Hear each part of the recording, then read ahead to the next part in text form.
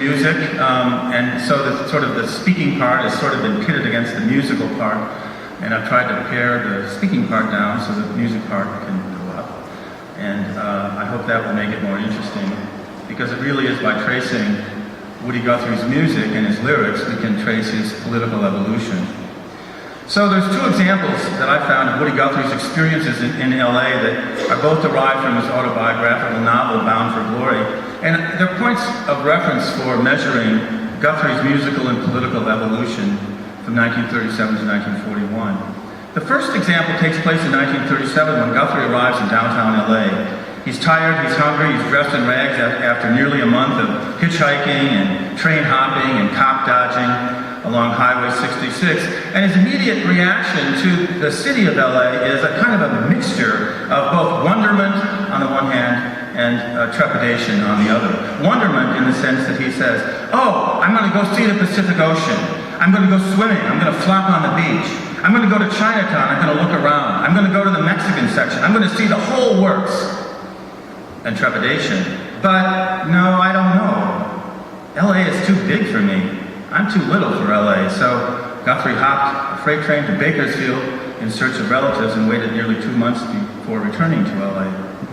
Well, the second example takes place about 5 years later, stormy night, December 1941, just after the American entry into the Second World War, at a Skid Row bar in downtown LA. And here Guthrie and Cisco Houston are playing for spare change in a Skid Row dive, bringing cheers from a group of half-drunk sailors, soldiers, some girls, handful of Skid Row regulars with their patriotic songs about how the American soldiers are going to whip the Axis powers.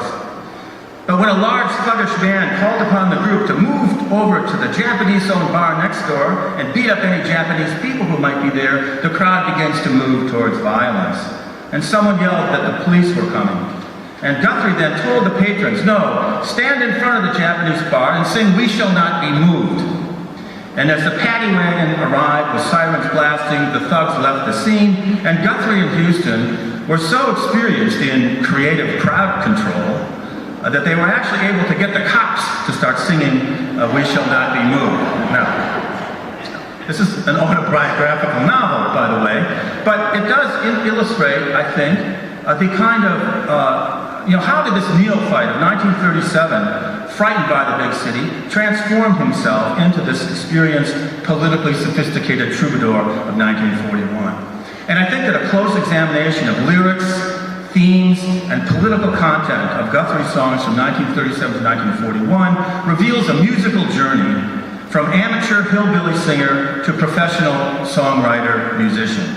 And it also shows a parallel political evolution from a Dust Bowl Democrat with populist leanings to a streetwise radical and staunch supporter of the Communist Party. And more than anything, to me, Guthrie's songs reveal this growth, this evolution. For Guthrie was a consummate collector of songs. He put together sets of songs, really sets of lyrics of songs, because he didn't really add music to them.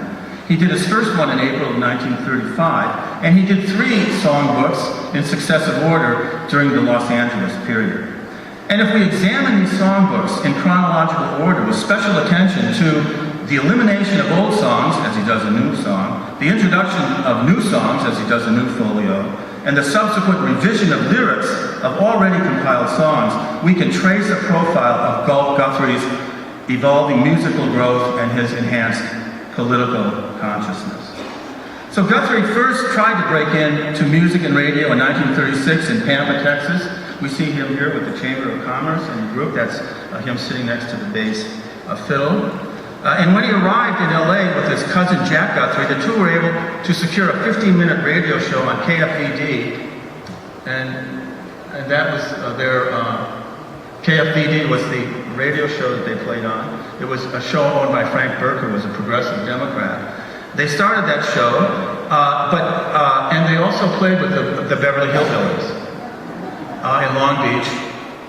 And at a certain point, Jack Guthrie, Woody's cousin, left the show, and Guthrie brought in an attractive female vocalist, Maxine Chrisman, and he called her Lefty Lou, even though she wasn't left-handed.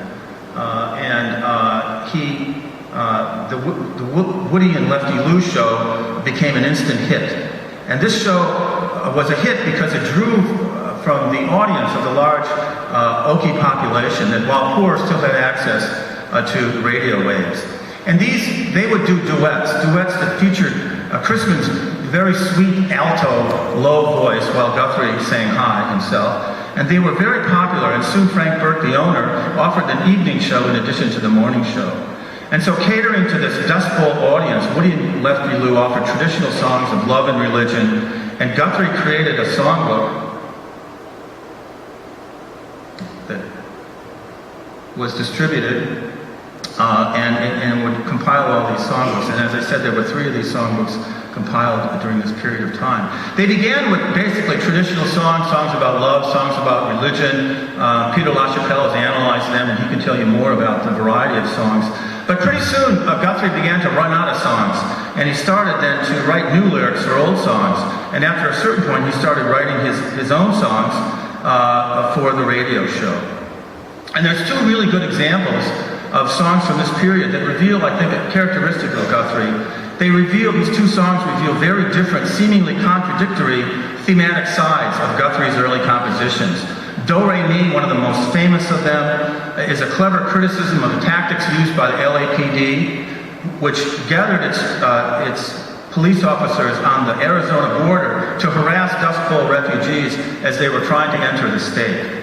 Guthrie didn't experience this himself, but he heard about it, and he wrote about it in Do Re Mi. And the song is a warning that California may not be as wonderful as you Okies think it might be. And in that sense, it's a warning and it's a criticism of the LAPD tactics. The second song offers a very different view of the Golden State and underscores the hope that the Dust Bowlers had for a better life in the bright sun and verdant landscapes of California. And those 2 songs, that's the piped out lyrics to California, California. And I'm going to go over here and get my guitar, and I'm going to do these 2 songs back to back.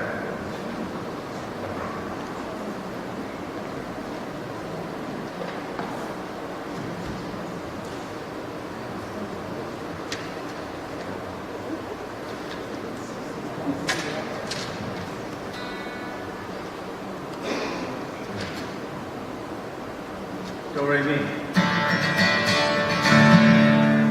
Have to plug it in, though.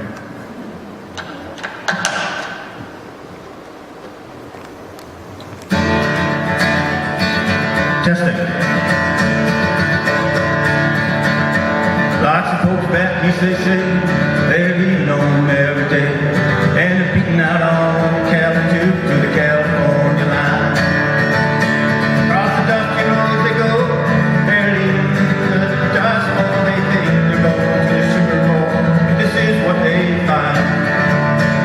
Yet the police at the port of entry say, you're number 14,000 for today, and if you ain't got the do-re-mi, if you ain't got the do-re-mi, well, you better go back to your beautiful Texas, Oklahoma, Georgia, Kansas, Tennessee. 'Cause California, it's a garden of Eden, it's a paradise that they ought to see. You won't find it so hot if you ain't got the do-re-mi. Well, if you want to buy a house or farm, won't do anybody harm. Take your vacation to the mountains and the sea. Don't sell your old house for a car. You better stay right where you are. Better take a tip from me, because I read the one ads every day, and the headlines in the papers always say that if you ain't got the do-re-mi, if you ain't got the do-re-mi, well, you better go back to beautiful Texas, Oklahoma, Kansas, Georgia, Tennessee.